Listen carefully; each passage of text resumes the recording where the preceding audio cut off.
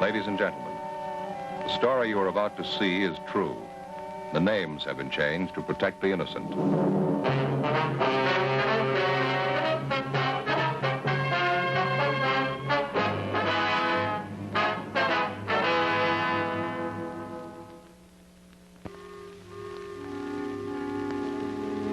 This is the city. Los Angeles, California. I work here. I'm a cop.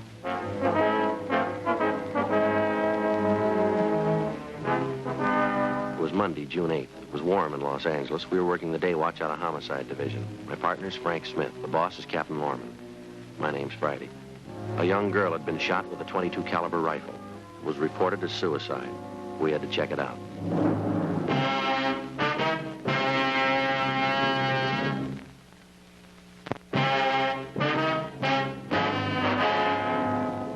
What's the report say?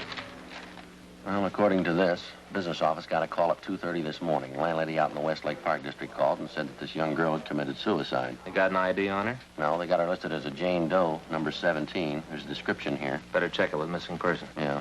How'd the landlady happen to find the body? Well, according to this report here, she heard the water running in the apartment. She finally went up to see what it was. When she didn't get an answer to the knock, she opened the door and went in and found the body. Well, the girl didn't live in the apartment then, huh? No, the place is rented to a Ross Mitchell. Anything on him? No. Report says he wasn't home. He was checked through R&I. No make on him. How about prints on the victim? No go. I checked them out. Nothing on her here. We can send them on to Washington, though. Yeah. Found a suicide note. There's a transcript of it here. What's it say? Ross, I've tried to make you understand. Nothing seems to do any good. I've told you that I won't stand in the way of your career. But you don't want to try to make a go of it. I know this doesn't solve anything, but it's the only way I can think of. Any signature? No. Report says the original copy's over at the crime lab for processing. Mm-hmm. They're going to send it on tomorrow, then? Yeah, I talked to Gorey and Barkley. They rolled on the call. Uh-huh. I said that there's something that doesn't ring for them. They say what it was? No, just that it didn't look right. Well, I guess we better start with the landlady. Yeah, that's the best lead we got. Galindo and Bates are out there now. The place was staked right away. Friday, you want to take it on, too? Yeah, thanks. Homicide, Friday. Oh, yeah. Mm-hmm. We just got it. Yeah. Okay, Max, have him wait there, will you? Yeah. No, we'll be right over. Right. Oh, we got a break. That's Max Kuntz over at the coroner's office. He's got an ID on the girl. Yeah. Her father's there now.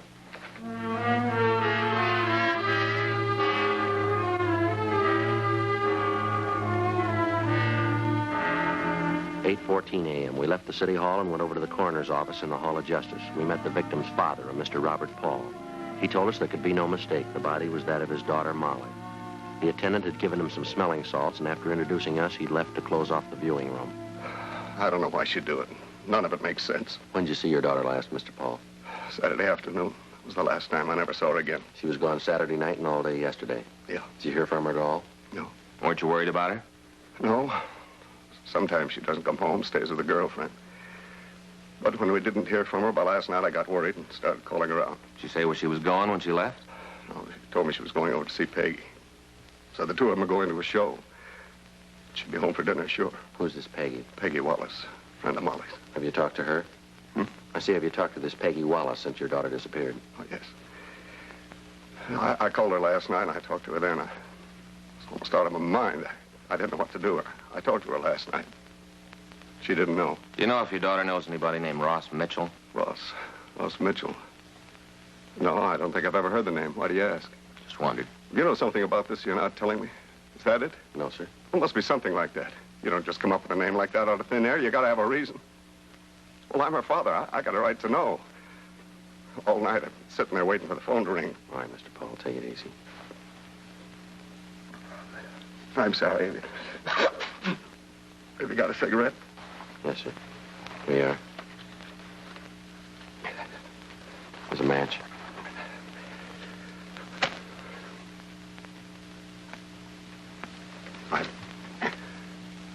I'm sorry about that.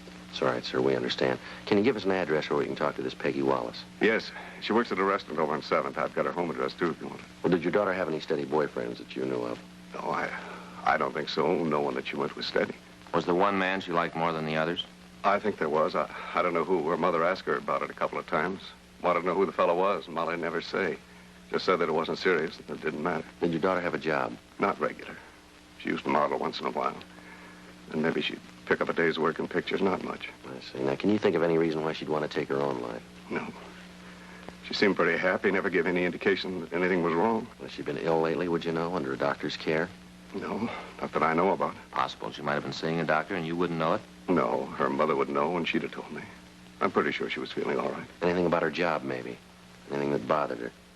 What do you mean? Well, was she happy with what she was doing? Did she feel like she was doing what she wanted to do? Oh, yeah. Molly didn't want a career. She was looking for a husband, wanted to settle down, raise a family. Well, can you think of anything at all that might make her want to take her own life? No. I can't understand it. None of it makes sense to me. Where she was found, she didn't know anybody in that part of town. I don't know what she'd be doing over there. Did she drink? Don't think I understand. Well, I mean, did she drink much, sir? At bars, cocktail lounges, anything like that? Oh, no. No, she didn't. Molly was a good girl. She didn't drink or smoke. She was a good girl. Just a home and family. That's all she wanted, nothing more. I don't know why you're asking me all these questions. I'm her father. You're the police. It's up to you to find the reasons. That's your job, not to come around and say things about my girl. Well, we're sorry. We didn't mean to offend you, Mr. Paul. I'm sorry, too. Sergeant, may I ask you a question? Yes, sir? Are you just going to write this off as a suicide? We don't know. Do you men really think my daughter killed herself? We don't know, sir, but we're going to find out. We continued to talk to the father of the victim. From him, we got a list of the girl's friends, the addresses, and the names of the people she worked for. While we were talking to him, he was unable to give us any idea as to why Molly Paul might want to take her own life. He insisted that he didn't know any one of his daughter's acquaintances named Ross Mitchell. Mr. Paul recovered from the initial shock and went home. 8:40 a.m., we called the girl's mother, Mrs. Paul. She corroborated her husband's story and told us that she didn't know a Ross Mitchell. 8:43 a.m., we checked with the crime lab to see if they'd been able to come up with anything in the dead girl's effects to help us. Lieutenant Lee Jones at the lab told us that they hadn't finished their investigation yet.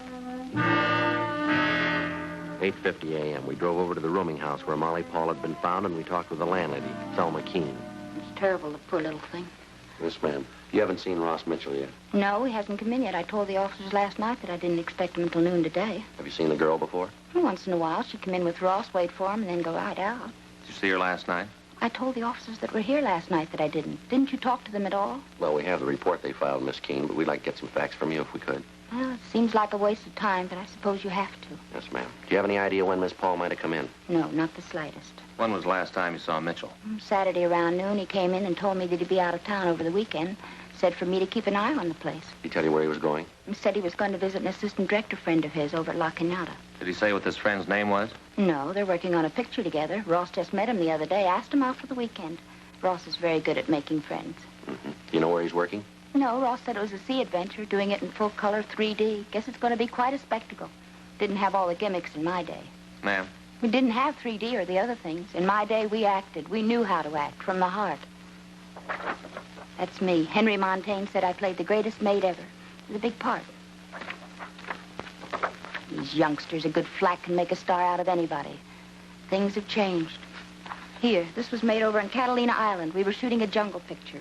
We acted. No doubles for us. Real actors. And when was that, ma'am? A few years ago. Why are you asking all these questions about Ross? Well, the note the girl left was addressed to him. Well, that doesn't mean anything. Just some lovesick girl. That doesn't mean Ross had anything to do with it. Well, we have to be sure, Miss Keene. Well, you just believe me. I know the boy. He wouldn't get mixed up in a thing like this. Just some lovesick autograph hunter. Same thing used to happen to me all the time. Is that right? Sure. I used to get a couple hundred letters a week from men asking me to marry them.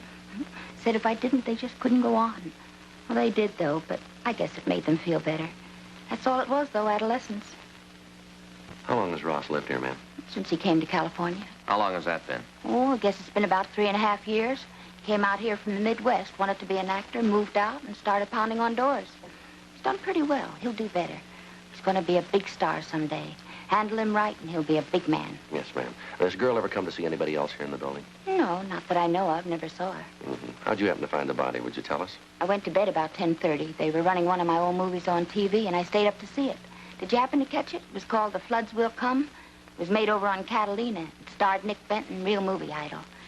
Here's one of the stills from the picture. Here's the whole company. And that's me. And that's Nick with the patties. He'd put on a little weight. I remember he had to do road work while we were there to trim down. He held the company up for a week. It was a grand picture. They didn't do it right on television. It looked a little corny. I guess the way they run it through the machines, you know, we all look pasty, even Nick. Yes, ma'am. Would you go on, please? Well, after I saw the picture, I went out to the kitchen, got a bowl of shredded wheat to eat in bed, and came back to the bedroom, and I heard this noise. What noise was that, ma'am? Like somebody running water in one of the taps. It went on, and pretty soon it started to bother me. I couldn't understand it. Finally, I went up to see who it was, and the noise came from Ross's apartment. I knocked, but there wasn't any answer, so I unlocked the door and went in. I thought something was wrong. That's when I saw her. Yes, ma'am. She was lying on the bed, and right away I called the police. Now, before you went up, did you hear any other noises? Any sound of a struggle, anything like that? No, just the running water. How about the shot? You hear that? No, I didn't. There was a lot of shooting in the picture I was watching. Did you touch anything in the room? No, I turned on the lights, but that's all. The room was dark when I went in, just turned on the lights, and then I called the police. I see. Now, according to the report, there wasn't any purse found with the body. Did you see one when you went in? I didn't. If I had, you'd have gotten it. What are you trying to say, that I stole her purse? Is that what you're trying to say? No, ma'am. Well, you'd better not. I've got a reputation in this town. I know a lot of big people. I'm not going to have you come in here and call me a thief. We didn't mean to offend you, ma'am. Well, here's a photograph that ought to interest you. This is me when I won the East Indian Award for my picture Sunset in Rangoon. You should have seen the big fire sequence. It was printed up in dye tone, all red. Very effective. Yes, ma'am. Who has a key to Mitchell's place besides him? No one. He's got the only one. I don't like a lot of keys to the rooms out. I tell all the tenants that. You got any idea how the girl might have gotten into the room? No. Do you know who the .22 rifle belonged to? Yes, it was Ross's. You're pretty sure about that, are you? Yes, I saw it when he moved in. Commented on it then. He said he'd had it since he was a kid, kept it out of sentiment. Well, what's all this about anyway? You seem to think there's something wrong. Is that it? No, ma'am. It's just that in things like this, we have to make a complete investigation. Oh.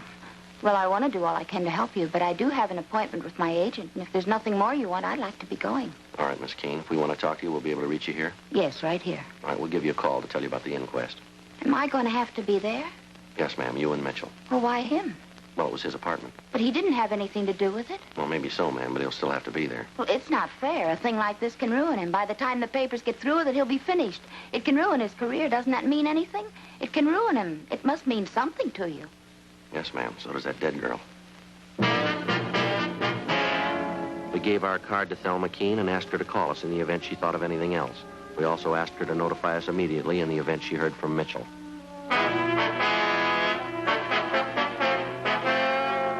9:15 a.m. We went upstairs and checked with Galindo and Bates, who were staked out in Ross Mitchell's room where the dead girl had been found. You haven't seen him, huh, Dan? No, only those pictures on the wall. Actor, huh? Yeah, looks like he's in every one of them, huh? I don't see many of those anymore. Yeah. My wife's still crazy about him. Well, we'll check you later, huh? Right. The stakeout in the room continued.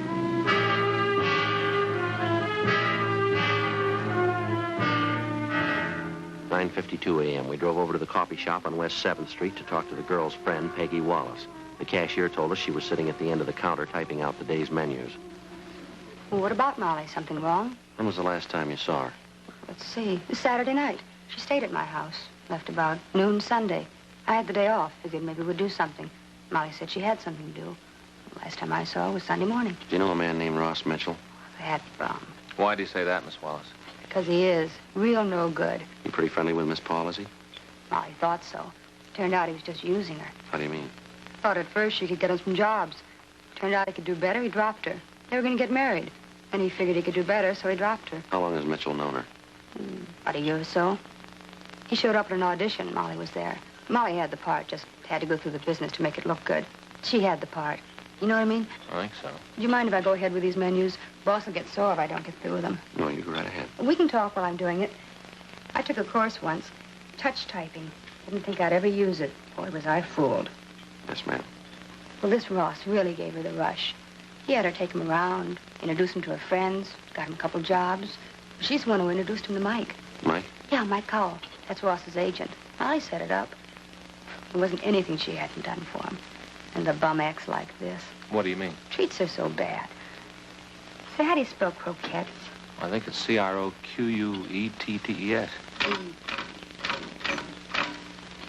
Turkey. Had roast turkey last night. I don't understand how people can eat them, but we sure sell a lot of them. Did Miss Paul say she was going to see Ross over the weekend? Yeah. Yeah, said she had an appointment to see him Sunday. Said she'd called him and set it up. You know what time? No. She just said that she wasn't going on like they had been. It had to be straightened out. Mm-hmm. I don't blame her. She told all her friends she was going to get married. And then at the last minute, Ross had backed out. I'll call the crime lab, see if they finished. Right. How did Mitchell and Miss Paul seem to get along? What do you mean? Well, they have any arguments, disagreements? Not often. About the only trouble they had was about their getting married. Ross kept saying it wouldn't do him any good to be married now. Thought it might hurt his career. That's all he ever thought about. Were you ever present at any of these arguments? Once. We'd gone out on a double date. Went to a place down at the beach. Had dinner, and on the way back, we stopped for a few drinks. Mm-hmm. Ross got pretty drunk. Got in a big thing about his career. Joe? Yeah. See you a minute? Yeah. Excuse me, Miss Wallace. Sure. Say, before you go, is there one L or two L's in broccoli? I think it's one. Thanks. I just talked to Lee Jones. Did he finish up? Yeah, something's wrong. What's that? He thinks the girl was murdered.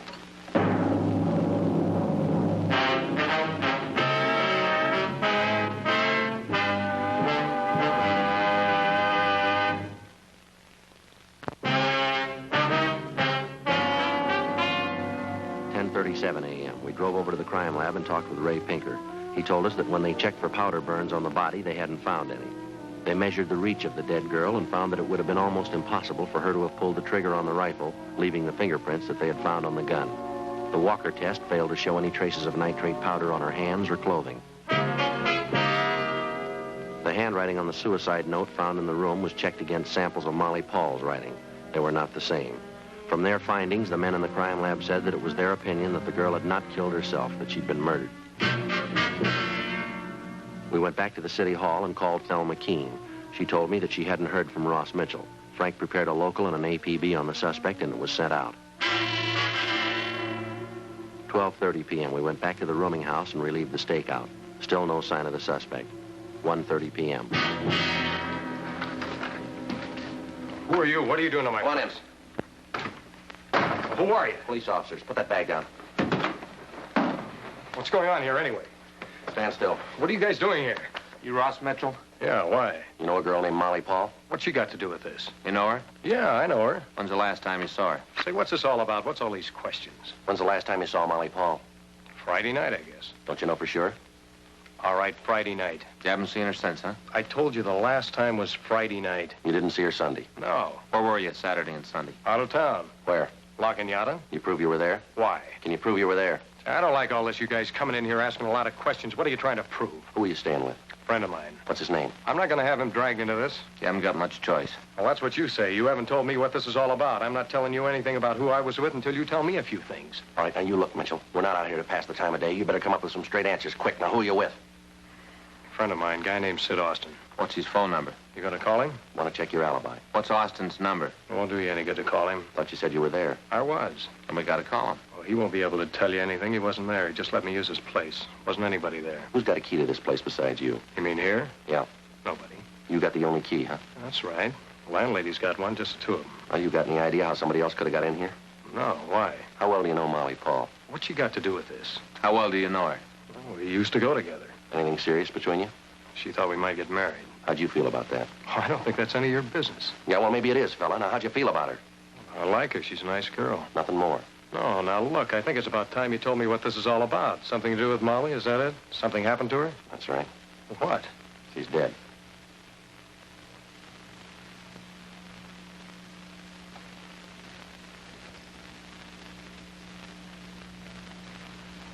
How did it happen? Thought maybe you could tell us. Why'd you figure that? Where'd you see her last? Up here. This room? Yeah. When was that? Like I told you, Friday night. You ever have any trouble with her? No, sir. Ever argue? No, sir. How did it happen? Can't you tell me? You own a .22 rifle? Yes, I do. You got any bullets for it? Yeah, why? Where do you keep it? Closet over there. You keep it loaded? No, the bullets are on the shelf in the closet. When's the last time you used it? Been a long time, not since I came out here. You ever been arrested? No, Never been in jail, huh? never. All right, come on, Ross. We better go downtown. What for? Want to talk to you. Why? You got to tell me before I have to go. You got to tell me what you're holding me for. Suspicion of murder. Let's go.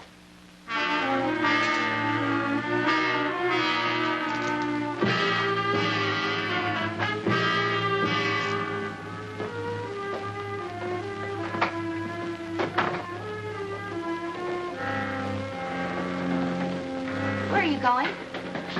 Just a moment, please.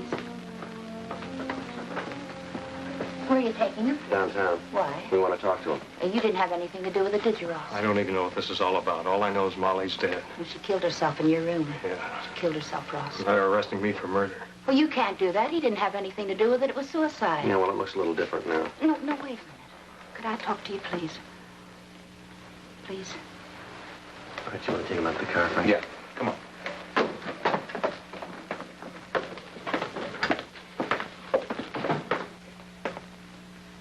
Well, you can see you're making a mistake. Ross didn't have anything to do with it. He's going to have enough trouble with this girl killing herself in his room. You can't arrest him for murder. It was suicide. Doesn't look that way now, ma'am.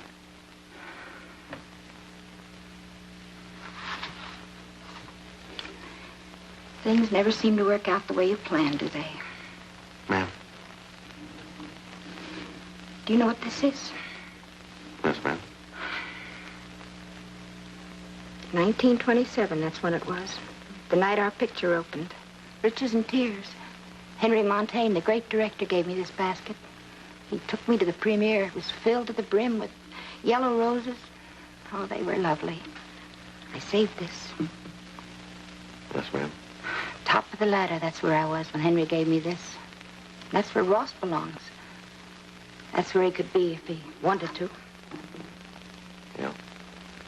I tried to help him. Heaven knows I tried. I got him to meet a lot of important people, a lot of contacts. You think he was interested? You bet he was. And how did he show it? He thanks me for all I've done by running around, chasing after that young nobody, that Molly. I tried to reason with her, tried to talk some sense into her. I told her that she couldn't do anything for him. I told her that I could make him a star, bigger than anybody. She said she loved him. She doesn't know what love is. All right, go ahead. And she came over here all the time, begging Ross to marry her. I told her to get out of his life and stay out, to leave him alone. He didn't need her. She couldn't do anything for him. When was all this? Sunday evening, she came over, said they were going out on the town. When you're young, you know everything. I'm one of the biggest stars this town ever had. She's a nobody. I know what's good for the boy. You told us that you didn't see the girl Sunday night, isn't that right? That's what I said.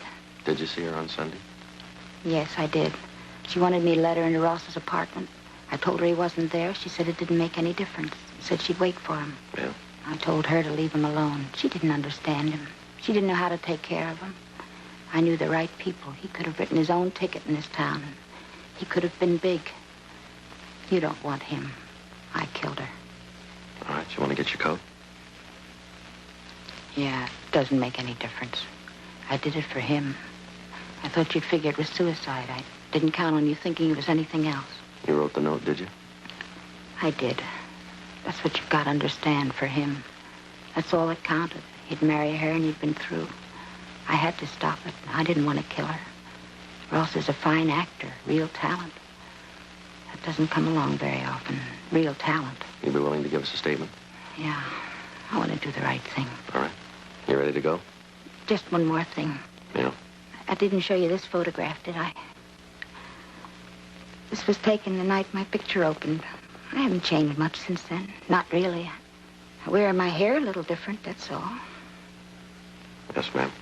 You've got to promise me when we get downtown, no pictures. I don't want them to take any pictures of me. None. Well, we'll do what we can. Yes. This is the one we'll release to the press.